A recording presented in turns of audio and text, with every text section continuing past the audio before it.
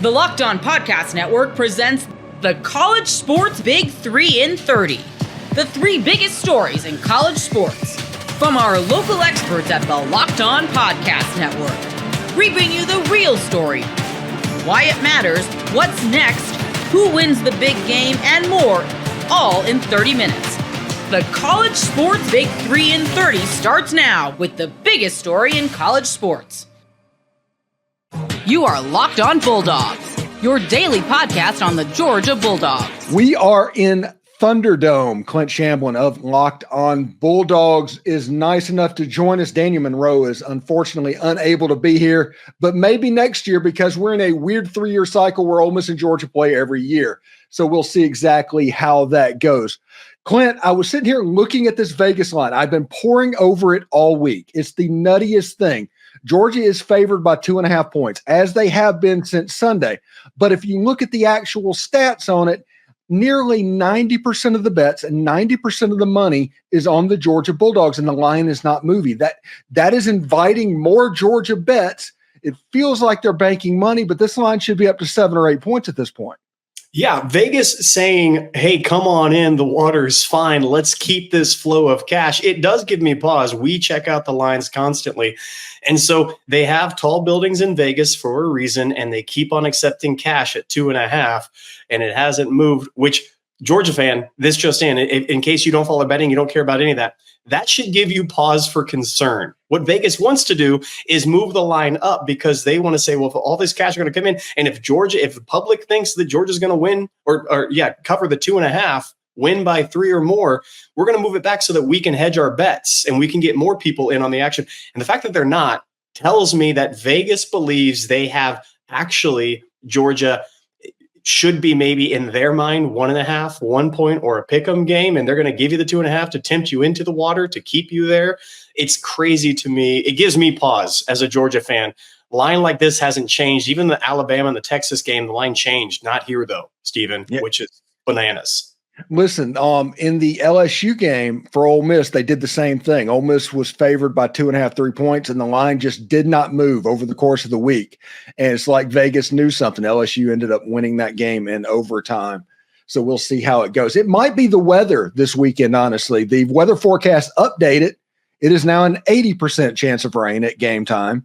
It is going to be about 72 degrees. It doesn't look like it's going to be too windy. So that's a blessing in disguise. But this is going to be a weather game. And I think Vegas might be worried about Carson Beck with the confidence because he's only human throwing the interceptions. You're going to think about that and having a wet football. There's obviously going to be some pause. Maybe Vegas thinks the rain plus Carson Beck means turnovers. Yeah, if you look at what he did last week at Florida, it was wild because when he threw the interceptions, he came back out and it was clearly in his head because he refused to throw the football for 3 drives, Stephen. It was in his head. It's not an arm issue. It's an in between the ears issue. And when he doesn't feel confident, he refuses to throw. And then he started getting into a rhythm when he was just checking down and taking the underneath. He wasn't taking shots. And the offense worked fine. Again, we have more points per game when Carson Beck throws interceptions than when he doesn't, meaning the offense is cooking. It's going just fine when he's taking shots. And so that's a recipe for disaster. I'm not saying throw interceptions, get more points because you'll lose games that way. What I'm saying is this offense can cook. And I think you're right. I anticipate Georgia, if we had healthy running backs, which is a question mark that we still don't have an answer on. And this just in, Kirby Smart will not update you. I don't know how Lane handles the injury question. Same thing. Great. It's comical. We have a guy, Chip Towers, always asks the same question every single week, and Kirby has an answer. If we needed him to go, he would have come back in the game on Saturday, and he's progressing. That's his standard line, and every single person knows it. So we won't know until game time. Nobody will know until game time. That's a question mark. But Carson Beck to the left on first down. If Carson Beck's on first down throwing to his left, it's almost a guaranteed interception. The statistics show us. If he's able to do a check down, it works. And on play action, Carson Beck is the best quarterback, the best quarterback in college football on play action. The run game is there. We can play action. He could read over the middle. Things change. If he's forcing it down the field on first down, it's pick city, especially with rain, slippery ball. I don't know if you've heard this. Wide receivers at Georgia have a historic drop rate water and on the ball and on the gloves should fix all of that too, right, Georgia fan? No, it's going to be worse. I anticipate a sloppy passing game because of the mental and the drops of the wide receivers, which clearly favors Ole Miss in this game, because I think if I understand, Jackson Dart is fine in this type of weather, Stephen. Yeah. He went in 2022. Ole Miss ended up actually losing this game, but he had a game against Mississippi State where he was 30 for 40 for 350 yards in a monsoon and led a 99-yard drive to score what would have been the tying touchdown if they would have got the 2-point conversion. It was kind of the arrival moment for Jackson Dart to let everybody know. It's like, hey, this guy is a little bit different. So Ole Miss fans should be honestly excited about a rain game, because I think Ole Miss might have the advantage if that becomes the great equalizer with all of the talent. Because I'm going to be honest about this. The Georgia Bulldogs, think of it like a bell curve. And you think of it like an Ole Miss bell curve. Georgia's is up here. Ole Miss is here. And if Georgia plays up there, there's not a dang thing you can do about it. What's going to happen is going to happen. Ole Miss saw that in Athens, Georgia, a year ago, how that can look. The trick is to get that bell curve for Georgia down to where you can get them. And you get that through elements, through the rain, through turnovers. And if you can do that, you have a chance to knock off this team, because Brock Bowers isn't walking through that door. There is no Ladd McConkey. The running game, there's no Kendall Milton. Carson Beck is struggling because those weapons are gone. This is still a supremely talented team loaded with 4- and 5-star players, but this isn't the 2023 Georgia Bulldogs. Capitalization off of miscues is going to be Ole Miss recipe. If they can be opportunistic, if there's a tip ball and they come down with it, if there's a fumble on the ground, if it's 3rd and short and they need a yard or two and Lane sends the house and gets a stuff in the run game because Carson Beck's not there, all of these are going to be the things. If there's a blown coverage, a slipped DB, and Jackson Dart finds the guy on the sideline, those are the elements that if you can get in a crack, you're right. And being all the intangibles are there. At home, Ole Miss is, okay, you're at home, you have weather, you have a more, I'll just say it, Georgia fans, we don't like to say it right now, a more talented quarterback as of right now. And we hate saying that because we thought Carson Beck was going to be the first quarterback chosen in the draft. Those days who's having a legacy game. If he beats Georgia, this is a legacy game for him. Lane Kiffin saves his entire season. There's playoff chances. There's playoff hopes. I mean, this is the pivotal moment for Ole Miss, 100%. The tide of emotion is riding high on Ole Miss. Now, we might talk about this a little later and some meta narratives, but Ole Miss fan, that's good for you to feel, and that's good for the players, and that's good for Lane. It just so happens that when Kirby Smart has that narrative, he plays up. It happens. And that bell curve, this is Georgia's red zone defense against teams. The points, yards per play, and the success rate. Against Clemson, 1.1 yard per play in the red zone on defense, 25% success rate. Alabama, 4.4 yards. That's not a passing team. That's a running team. Auburn, 2.1 yards per play. Mississippi State, 4.5 yards per play, 50%. All of a sudden, you play Texas, 0.9 yards per play, 14% success rate in the red zone. Clemson and Texas are the best defensive performances. Why? Because Kirby got them up here and played well. So it is good. Everything is going in Ole Miss's favor on this. It just so happens that's the fuel that this Georgia team feasts on. And you can't deny it's weird. It's bizarre. Get ready to tackle the NFL action with FanDuel, America's #1 sportsbook, because right now new customers can bet $5 and get $150 in bonus bets if you win. The FanDuel Sportsbook app gives you everything you need to place live bets on the NFL all in one place. So when you get a hunch in the middle of the game, you can check out the latest stats, view live play-by-play, and so much more on the same page where you place your bets. Just visit FanDuel.com to join today. You'll get started with $150 in bonus bets if you win your first $5 bet. And that winning $5 bet could be on an early Week 11 line in the NFL. There's a theory that teams get a bump from firing a coach, but what happens when they fire a coach and trade one of their best players? FanDuel is kind of buying fired coach hype as it feels like the New Orleans Saints aren't as much of an underdog as you might expect to the Atlanta Falcons. The game is in New Orleans, but the FanDuel has the Falcons favored by 3.5 points. That's FanDuel.com. Never waste a hunch and make every moment more with FanDuel, an official sportsbook partner of the NFL. You are Locked On Cougars, your daily podcast on the BYU Cougars, part of the Locked On Podcast Network, your team every day. But the passion that comes with this rivalry is what makes it great. And I'm so excited to have this back. Didn't we do this in a way? Didn't Cam Rising at Big 12 Media Day say something? And then your guy, Connor Pay, even said, like, yeah, we can't stand those guys either. Like, didn't we do something like that? Yeah. So you had Cam Rising get up at Big 12 Media Day. I'm pretty much looking that going down there and whooping their ass. That was the term he used. And then Connor Pay's like, yeah, I hope he would say that because we want to see the exact same feeling about this. Here's the thing about this rivalry for any Utah or BYU fan who may be confused. The passion amongst the players, it's just as intense as the fan bases out there, because JT, you and I both see the social media interaction between these two fan bases, and it's pretty epic. But these players, they're passionate and they're ready to go out there and put on for their teams and hopefully represent both universities well.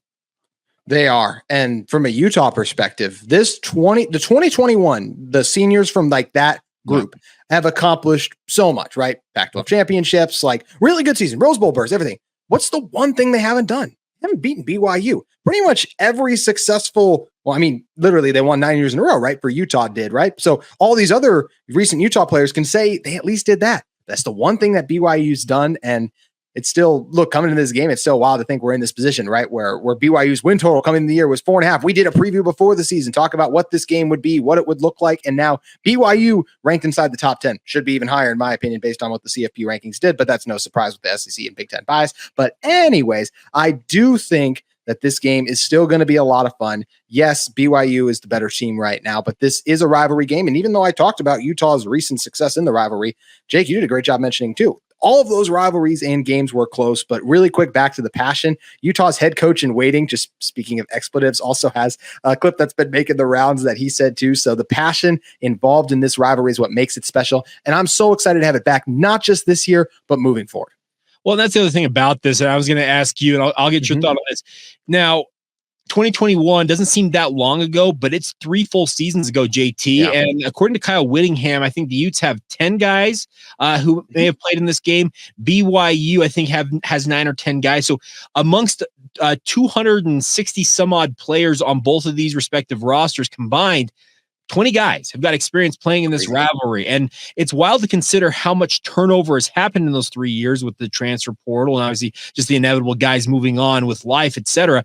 Do you think that's going to affect to any degree the overall tenor of this rivalry? Because I'm with you. The fact that it's back and it's going to have stakes on it moving forward as members of the Big 12 conference, totally cool with that. It's something I grew up with, them being in the same conference. So I love that fact. But I just wonder if it's going to take maybe a game or two to really get that real true passion back into this matchup.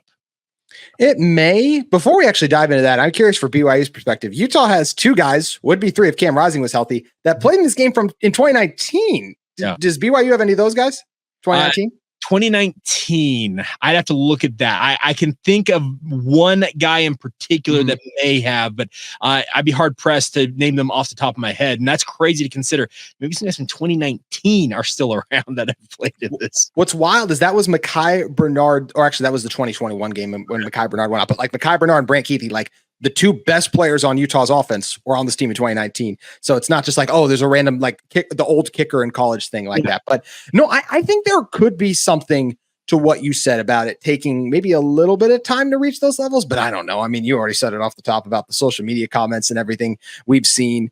The players got to be fired up. We already mentioned how for Utah, like this is the biggest game left on their season. And they still have another top 15 team, Iowa State, now coming up. Colorado's another one too. But the implications are so massive for Utah to go in and try to beat your rival and derail their season. And look, BYU is the better football program right now in 2024. But I think Utah can say like, oh, hey, if you look at us overall consistently, we've been better in these other years. Even in our down year, we were still able to beat BYU. So if Utah was able to beat BYU, they could say, hey, that was more of a blip on the radar this down year and we'll bounce back. But if BYU rolls in and just demolishes Utah, then there really isn't going to be an argument for who has the better program in the state right now. And that's another thing that it pales in for recruiting massively. But it does feel like these players are fired up, even if it maybe is not to the same level as it used to be, which you could speak to that better than I can, Jake. Well, here's the thing. I know that these players are passionate, especially guys who grew up in state. Like Karene Reed for Utah. Yes. The experiences they come. He grew up a BYU guy. His dad and his uncle both played at the Y. So he grew up a BYU guy. He decided to go to Utah, and he's a dyed-in-the-wool Ute now. And same thing, we had Chase Hansen on my radio show earlier this week, and he said the exact same thing. His dad was a BYU guy through and through. Chase was a BYU guy, and he said that he said it didn't take him very long to completely flip allegiances when he went to Utah, but it's the same thing. We've got Ephraim Asiata playing down in Provo, Utah. Matt was an absolute legend for the Utes, and the fact that his son is now suiting up for the Cougars, the crossover. Isaac Wilson, yeah. So you look at this, and it's absolutely incredible the ties between these two universities. But that's what makes this rivalry, I think, one of the most unique in all of college football, JT, because we all know that Utah as a state, we're very proud to be Utahns and to represent what the Beehive State is all about. But more importantly, when it comes to this in-state rivalry, these players, they want nothing more than to get one over on the guys they grew up playing with and against. Absolutely. I mean, the passion, like you said, I think that's the biggest thing, right? Like growing up against these guys, that added competitive fire of going against your brother. Like, you know, you love him off the field, but man, when you're on the field, you want the bragging rights. You want to prove that you're the best. And the other thing that's so great about having this game back too, is it does put the best two programs in the state of Utah against each other. So it puts Utah itself, the state, football, everything there on a higher stage and level. Unfortunately, Utah didn't live up to their end of the bargain, so this game does not have a better time slot, but it still carries a BYU top 10 team still on, ESPN, even if it is a late night kick too. But yeah, these guys have been growing up against each other. They've been waiting for this moment for years. The fans have been waiting and building towards it too. So you're right. You don't have the recent history like this time next year. We'll have, hey, remember when so-and-so did this and he's still on your team? Like, oh, we're ready for that. Like, we don't have that, even though we have a couple of those old guys we talked about too. But the fact that you haven't had a chance to get your rival in a long time. And I'll say this, Jake, I'll talk about this more on my show on Friday, but we can talk about it a little bit now too. Could be Kyle Whittingham's last game in this rivalry, which is wild to consider. And get ready to tackle the NFL action with FanDuel, America's #1 sportsbook, because right now new customers can bet $5 and get $150 in bonus bets if you win. The FanDuel Sportsbook app gives you everything you need to place live bets on the NFL all in one place. So when you get a hunch in the middle of the game, you can check out the latest stats, view live play-by-play, and so much more on the same page where you place your bets. Just visit FanDuel.com to join today. You'll get started with $150 in bonus bets if you win your first $5 bet. And that winning $5 bet could be on an early Week 11 line in the NFL. There's a theory that teams get a bump from firing a coach, but what happens when they fire a coach and trade one of their best players? FanDuel is kind of buying the fired coach hype, as it feels like the New Orleans Saints aren't as much of an underdog as you might expect to the Atlanta Falcons. The game is in New Orleans, but the FanDuel has the Falcons favored by 3.5 points. That's FanDuel.com. Never waste a hunch and make every moment more with FanDuel, an official sportsbook partner of the NFL. You are Locked On Buffs, your daily podcast on the Colorado Buffaloes. One of the biggest games, I think, of the college football landscape this weekend. And I don't know if most people realize this, but from now on, for Colorado and Texas Tech, respectively, every game is an elimination game in terms of their Big 12 championship hopes. And for Colorado, they kind of have an outside shot at the college football playoff. So one more loss and they're done there. The two teams are meeting in Lubbock. Coach Prima is well aware of food items being thrown. I don't think it registered that it was tortillas. I think he said tacos or fajitas were an option as well, but it is in fact tortillas, and hopefully we could get an explanation there. What do you think's at stake for this game for both teams? Yeah, and Borba, great to be with you. But yeah, he's like, is that legal? Can you throw a taco? I mean, you can't do that. But we can get into all that. But this is what both teams would have hoped for. You get here maybe in a different way than maybe anybody would have thought, but you're playing a meaningful game in early November. And, what we're talking about is I think that both teams have good chances if they went out for a spot in Arlington. Yep. With the win there, then you punch your ticket. And so that's kind of what we're talking about here. But if I think for Texas Tech, you've got to win out. You've got to win the next three, and they're manageable. There's not one that you just look at and go, oh man, we have no shot there. But it's going to take all of them. And, because the way tiebreakers work, you're looking up at Colorado in the standings right now. They've just got the one conference loss, and with a win over them, it gives Colorado their second conference loss. And then you have the head-to-head tiebreaker, because I think we could get into some of these tiebreaker scenarios. That's why, the Red Raiders giving themselves a chance by going to Ames, Iowa, and giving Iowa State their first loss. Now there's a tiebreaker there. And I just think for Colorado, being 20th in the CFP rankings and all those things, which theoretically those are meaningless. It's a bunch of TV, eye test, silly talk. Right. But we all talk about it. It doesn't ultimately mean anything, but it gives you a kind of an idea of the way that the committee is thinking. My thing is, you better just keep winning, and you try to do it as impressively as you possibly can. After that, I mean, at some point, there's nothing else you can do, and then you just hope that they like your league as opposed to the other guy's league, or they like your schedule opposed to the other guy's schedule, whatever. But yeah, this is essentially it's a Big 12 title game, elimination game, almost. I mean, there's maybe an outside chance for either team if they lose it, but yeah, that's in summary, that's kind of the gist. Yeah, I think to touch on the rankings, my biggest takeaway was it felt like they were valuing brands over success, which we knew was going to happen. That's nothing new, right? But it was interesting to sort of see the rankings. Like for Colorado, this is how I viewed it, and you could disagree with me. Obviously, you're, I guess, from a different perspective, have a different perspective on it. I look at the ranking specifically for Colorado's sake, and there's a bunch of teams ahead of them that are going to eliminate themselves, right? Alabama and LSU play. I don't think a 3-loss team is getting into the playoff, and there's a reason that they are ranked 11 and 15, right? They are basically, Alabama's on the fringe and LSU's on the outside looking in. LSU has that bad loss to USC. Then there's teams like SMU, Texas A&M. Texas A&M has 2 losses. They lose to Texas, they're done, right? Iowa State, they lose another game, I think they're done. Kansas State is right above Colorado, but obviously they play Iowa State, so they can eliminate themselves as well. And so the first playoff rankings, they matter until the next one comes, right? That's how it goes. Like it matters for Tuesday night. We talk about it, we get excited about it, we get riled up. But at the end of the day, it was basically a copy and paste of the AP poll. They changed one team in the top 12, and it doesn't really matter. So I look at what's at stake for this Colorado team, and it's pretty straightforward, right? To get in. At least the easiest path for Colorado to get in is you win out. Because the standings right now in the Big 12 are a bit dicey. There's obviously BYU currently controls their fate. They win out, they're in.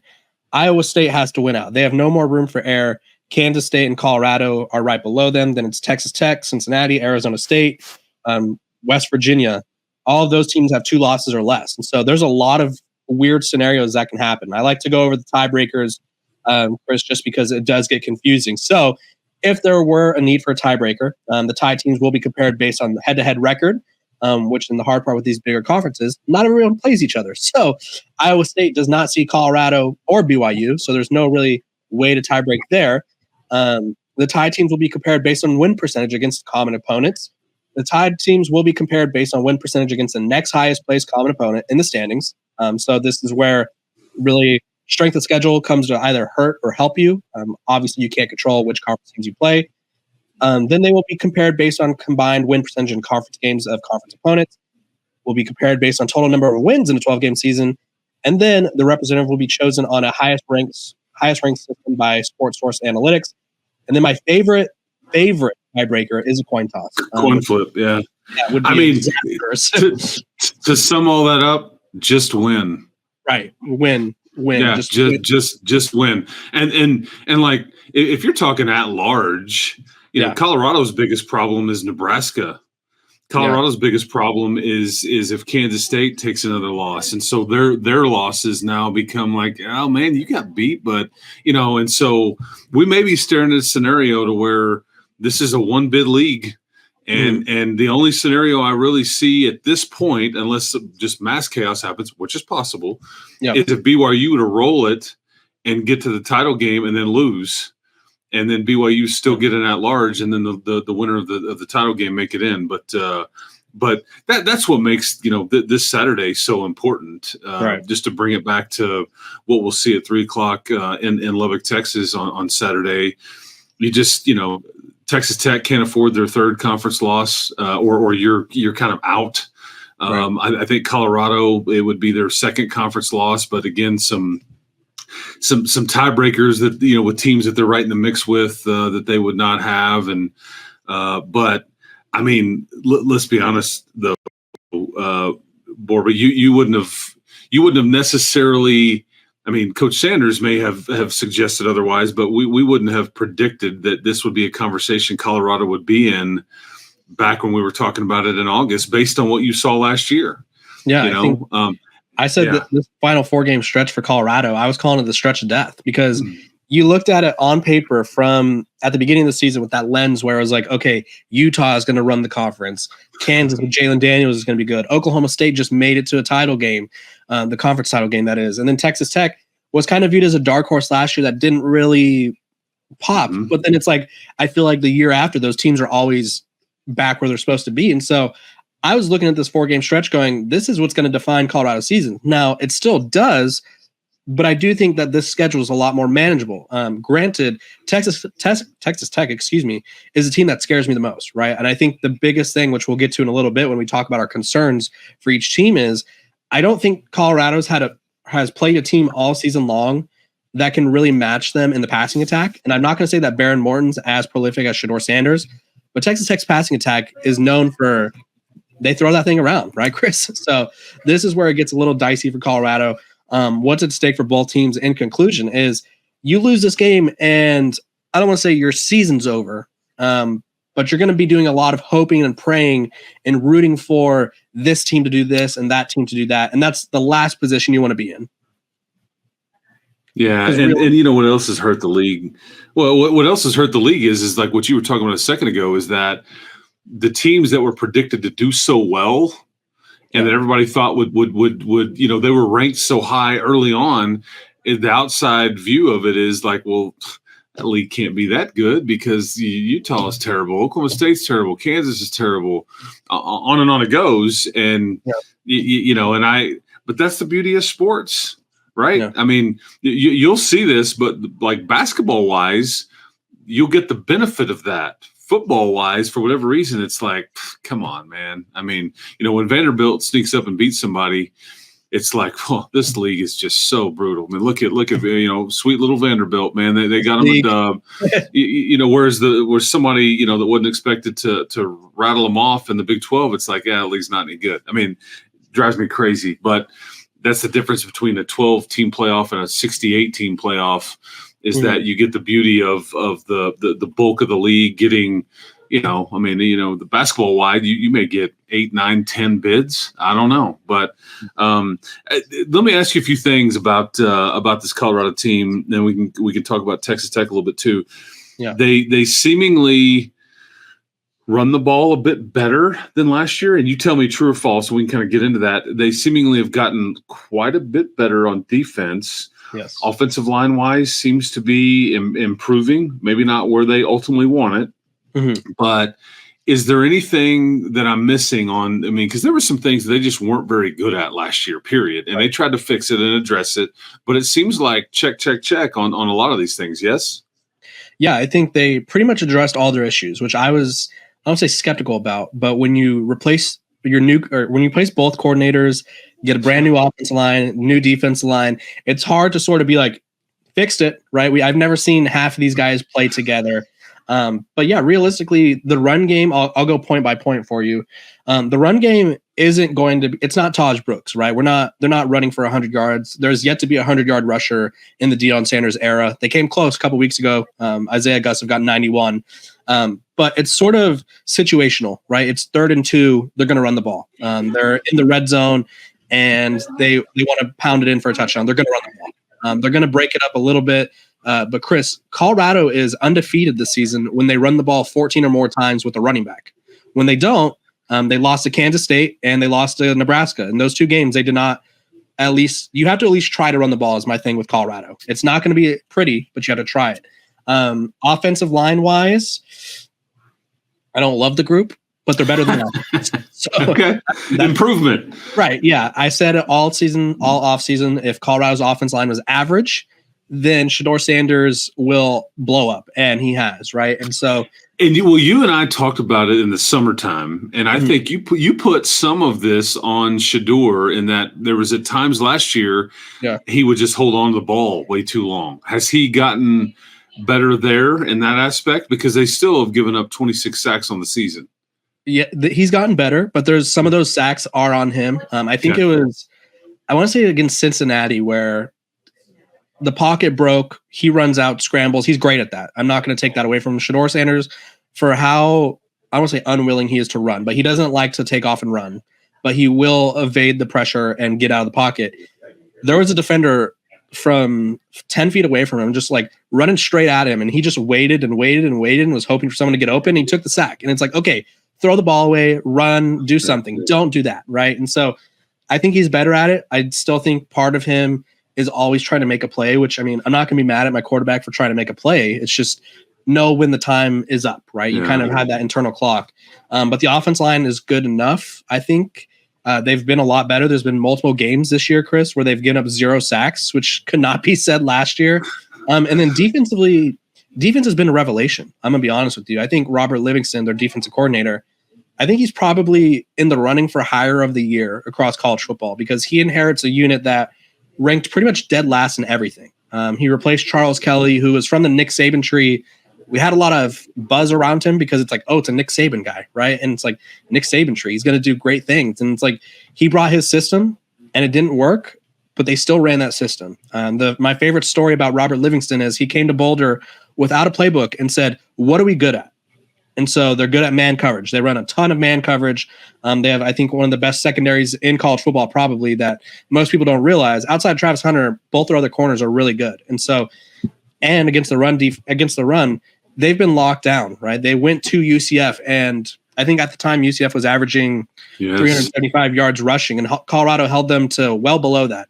They did the same thing against another really good rushing team later in the season. So it's a very, very different Colorado team.